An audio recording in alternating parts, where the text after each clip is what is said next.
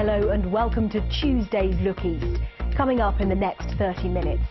The lifeline for mental health patients. One of our trusts rolls out a new self-referral service to get people the help they need faster. And when it does happen, it's not so frightening anymore. It's more of, oh, here we go again. You know, this is a depressive episode, rather than feeling like your whole world is falling apart. Mad Friday might be over, but it's still the busiest time of the year for our frontline ambulance crews. It's all about the beer. How demand for keeping it local is boosting the fortunes of the micropub. And why Charles and Edith, his beloved vintage car, are getting ready for an epic trek on Christmas Day.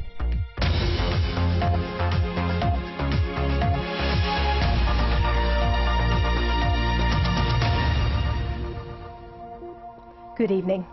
First tonight, the self-referral service for mental health patients that's being rolled out across Cambridgeshire. Back in September, the county's psychological wellbeing service received an extra £2 million to improve access to its services. In the last month alone, it's seen a 60% increase in the number of people referring themselves. But those behind the scheme say this is just the tip of the iceberg, and many more people with conditions like anxiety and depression should be seeking professional help. In a moment, we'll hear from the mental health charity Mind about the particular pressures facing people at this time of year. But first, Anna Todd meets two men for whom this service has become a lifeline.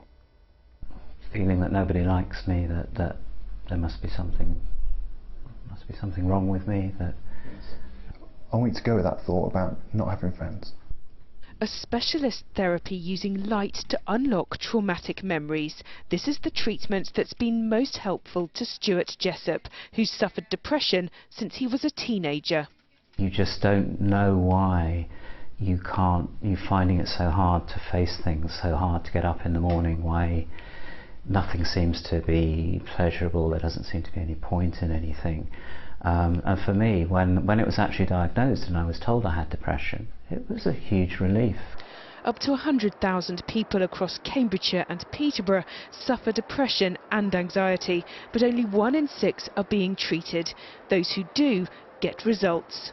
The therapy that we offer is short-term therapy, so it can be between 4 to 12 sessions that we can really see a difference in people. And we take measures of people's symptoms as we go along, and as you can see, quite a nice sort of change that we can show to people, their graphs and how much better they've become. Lee Dower's been having therapy since a major heart problem nearly killed him last year. What brought me to this service is really around the fear of it happening again, and the panics and the worry that I am going to have the same reoccurrence.